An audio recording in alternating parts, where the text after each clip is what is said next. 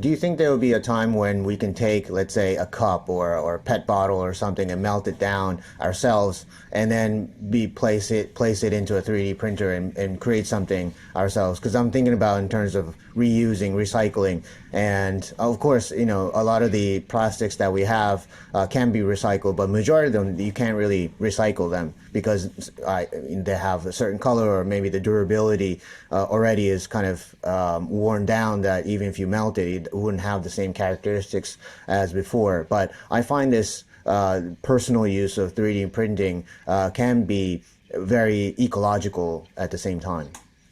I think that's actually a huge topic, through a lot of manufacturers that are developing product.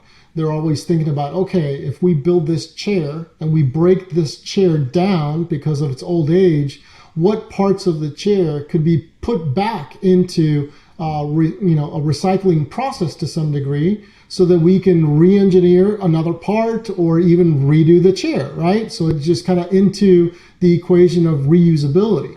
And as all these particular materials and the manufacturing process gets better and better and better, I can see a future where there's a lot of companies that are super responsible and like, you know what? Every single decision that we make to build this product is based on eventually breaking down all these parts and recycling them to recreate other things.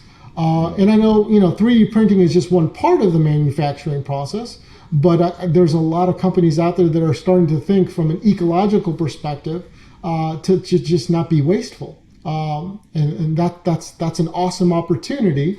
I haven't studied too much about what resins can be broken down and melted and kind of reused, but I'm sure that there's a lot of people trying to figure that out because, again, it's all about eliminating waste wherever possible.